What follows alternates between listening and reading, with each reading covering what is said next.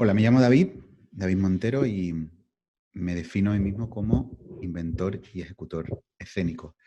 Y ante a la invitación de AIGE voy a contaros sobre dramaturgia y por tanto voy a contaros sobre qué entiendo yo por dramaturgia y cómo la utilizo en mi práctica de trabajo. Entonces, lo primero es intentar explicaros cómo entiendo yo la dramaturgia, qué entiendo yo por dramaturgia, ¿no? Y yo entiendo dramaturgia en hay dos elementos que para mí son fundamentales. Uno es la creación de materiales, y digo materiales así en un sentido amplio, porque pueden ser textuales o no, pero materiales que están concebidos para ser llevados a la escena. Ese sería un primer elemento que a mí me parece fundamental. De esa manera, intento mirar con una cierta amplitud el fenómeno de dramaturgia, porque está claro que hay una opción que es escribir textos dramáticos como los entendemos, más convencionalmente, es decir, unos personajes que a través de un diálogo y de una serie de acotaciones nos cuentan una historia, pero también para mí es dramaturgia cuando tú pones otro tipo de materiales en la escena, ya sea coreográficos, etcétera. O sea, para mí hay algo en la generación de esos materiales y en concebirlos para la escena que implica una dramaturgia. Y vinculado a esto, es decir, para poder concebir esos materiales para la escena, y este sería el otro aspecto en el que considero la dramaturgia también es la reflexión o el intento de entender cuáles son los mecanismos por los que las cosas quieren significado en la escena. Todo esto igual sonará un poco grande o un poco abstracto, pero espero que después en la práctica vayamos comprendiéndolo juntas. De esta manera, lo que ocurre, o sea, para resumir, la dramaturgia lo que hace es plantear qué se pone en escena y de alguna forma estructura en una primera instancia el cómo se pone en escena. Es decir, estructura un dispositivo básico de puesta en escena que después se ejecutará por parte de la dirección de escena. Pero antes de meterme en este asunto o vinculado a él, me apetece contaros algo que para mí es importante, y es importante no solo para los dramaturgos, la dramaturga y la gente que hace dirección de escena, sino también para los intérpretes, que es entender, y por eso el nombre que le he dado a estas 4 píldoras, entender la máquina o el mecanismo fundamental del espectáculo en vivo, que es donde yo coloco mi trabajo, básicamente. ¿Vale? Entonces he hecho aquí unas pequeñas pancartas para que esto tenga un poco de ritmo dentro de lo raro que es hablarle a una pantalla y no a personas concretas. O sea, hablar en una pantalla confiando en que esto después lo va a ver gente. Aquí va una primera afirmación, ¿vale? Entonces, un espectáculo en vivo es un tipo de máquina. ¿Qué quiero decir con esto? Que es un mecanismo para seducir, y de ahí el título de la obra, es decir, para atraer la atención. Esa atracción de la atención después se utilizará para transmitir significados y emociones, pero en primera instancia lo que hace un espectáculo en vivo es seducir al público para que preste su atención a él. Entonces, hay un primer paso que es entender entonces que es un espectáculo en vivo, y un espectáculo en vivo tiene un espectáculo en vivo tiene 4 elementos fundamentales. Por un lado está el espacio, por otro el tiempo, por otro el público, los ejecutantes. Y podríamos decir que un espectáculo en vivo es todo aquel en el que público y ejecutantes que están diferenciados unos de otros comparten un espacio y un tiempo. Por tanto, por ejemplo, el cine no es un espectáculo en vivo. Sí, estas cosas parecen un poco de perogrullo, pero a mí me parece importante empezar desde esta base, porque es la manera de entender esa máquina, o como yo la llamo últimamente, esa máquina, ese dispositivo, utilizando también la nomenclatura de la dramaturgia actual. Y entonces, ¿cuáles son las maneras que tiene de seducir esta máquina llamada espectáculo en vivo? Para mí hay 2, y voy a buscar Aquí está. el esquemita que podéis ver, en el que os he explicado antes que hay un espacio y un tiempo compartidos y por un público y unos ejecutantes. Y a donde iba ahora es a este pequeño esquema, que mi letra que es un poco mala, pero espero que entendáis, es que hay dos tipos de espectáculos en vivo. Están aquellos en los que no interviene la ficción y aquellos en los que, no me aparece el dedo, en los que sí interviene la ficción. Volveremos ahora a este esquema. Con ficción y sin ficción. Vamos a empezar hablando de aquellos en los que no hay un pacto de ficción, es decir, que en ningún momento se plantea que lo que ocurre no es real. ¿Cuáles son los mecanismos o las estrategias de seducción que utiliza el espectáculo en vivo que no tiene un elemento ficcional? Desde mi punto de vista, y esto, bueno, que es una elucubración así bastante básica, pero que he ido yo generando en mi práctica, desde mi punto de vista habría dos estrategias. Una es la excepcionalidad y la otra es que haya unas reglas de juego que público y ejecutantes conocen. Paso a la de la excepcionalidad, la primera que he nombrado. Cualquier espectáculo en vivo en el que no hay unas reglas del juego o esas reglas del juego no están definidas claramente entre público y ejecutantes, necesita que lo que ocurre en lo que hacen los ejecutantes sea excepcional. El ejemplo me parece que más evidente o más claro puede ser un acróbata. Alguien que hace acrobacia es alguien que hace algo excepcional, porque la mayoría de las personas no somos capaces de hacerlo.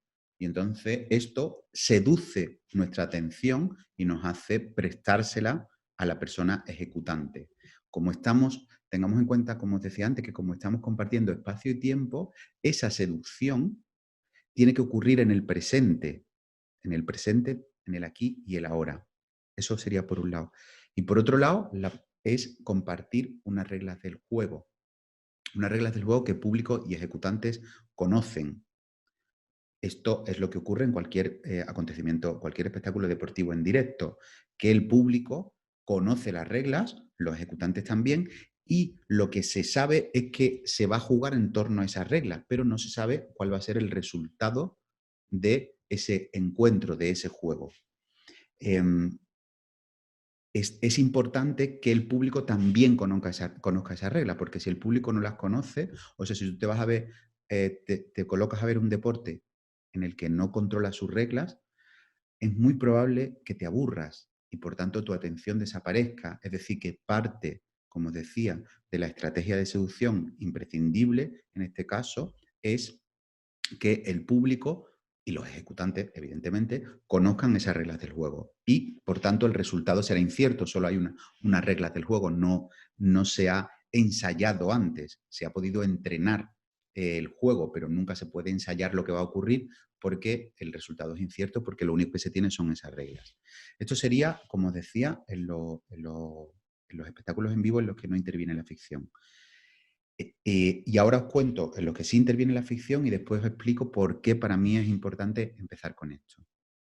Los espectáculos en los que interviene la ficción, lo que ocurre, y esto que estoy contando lo cuenta mucho mejor que yo José Luis García Barrientos, para mí uno de los grandes estudiosos del teatro en España actualmente. Lo que ocurre es que los cuatro elementos de los que hablamos, es decir, espacio, tiempo, intérpretes y público se duplican.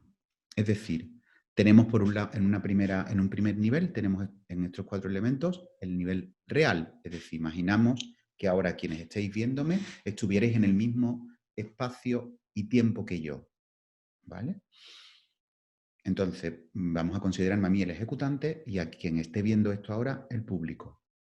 Si esto fuera un espectáculo en vivo, en el que hay un elemento ficcional, por un lado se mantendría quien está viendo esto como público real, a mí como ejecutante real, es decir, David Montero, el espacio que compartiríamos, pongamos que va a ser esta habitación, mi despacho, y el tiempo sería el momento en que yo estoy emitiendo esto, estoy grabando esto.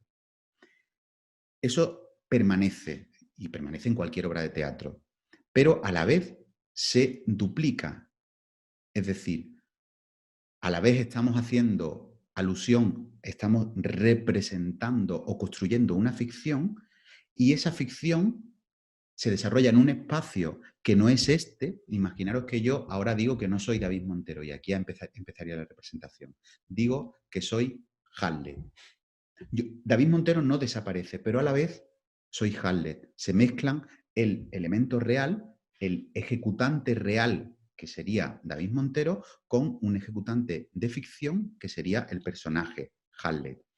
De la misma manera, el espacio se duplica. Si yo ahora empiezo a decir que estoy en la corte de Dinamarca, porque soy Hamlet, esta que es mi habitación seguiría siendo mi habitación, es decir, no desaparece lo real, pero emerge lo ficcional, es decir, este espacio a la vez sería la corte de Dinamarca, y podríamos pactar, por ejemplo, que ese sillón es el trono de Dinamarca, y en el momento en que lo decidimos, ese sillón se duplica, entonces sigue siendo el sillón de mi casa y a la vez es el trono de Dinamarca. De la misma manera que ocurre con espacio, con el espacio, como he dicho, ocurre con el tiempo. El momento, o sea, el tiempo en el que esté situada la función aparece, es decir, si por ejemplo estamos haciendo Harley más o menos de una manera clásica, estaríamos en el siglo XIII, pero a la vez estamos en el día de diciembre en que estamos del 2020. Entonces, como veis, lo que se hace es que se duplica cada uno de estos elementos. Y por último, el público. Si estuviéramos en una representación teatral, el público como público nunca desaparece, vosotros no desaparecéis. Sin embargo, a la vez, podéis convertiros en la corte de Dinamarca, si en algún momento yo como Halle os hablo como corte de Dinamarca. Por tanto, ya estaríamos duplicando entre el público real y el público y el personaje o los personajes corte de Dinamarca que representáis, pero también podemos, en el momento en que hay una cuarta pared, estaríamos duplicando entre la presencia real del público, pero a la vez ese público no existe en el terreno de lo ficcional, porque hay una cuarta pared y lo que ocurre en el escenario, pactamos que no hay nadie observándolo. Entonces, estos 4 elementos duplicados generan como un trampantojo. Entonces, si yo, volviendo al ejemplo que ponía del sillón, si yo me siento en ese sillón, tú vas a estar viendo 2 cosas a la vez. Vas a estar viendo, por un lado, un sillón doméstico comprado en IKEA, y por otro lado estás viendo el trono de Dinamarca. Y esa mezcla hace que en la cabeza del público se genere la verdadera obra de teatro o el resultado final de la obra de teatro. ¿Y por qué os cuento todo esto? Porque esta es a la que yo llamo la máquina del espectáculo en vivo, que sería como, es como el primer, creo que es el primer mecanismo que tenemos que entender como intérpretes, como dramaturgas, como directores, da igual. Es el primer mecanismo que tenemos que entender, porque al final el espectáculo en vivo en el que interviene la ficción, cualquier obra de teatro, ópera o cualquier ballet con argumento, está inserto dentro de esta gran máquina.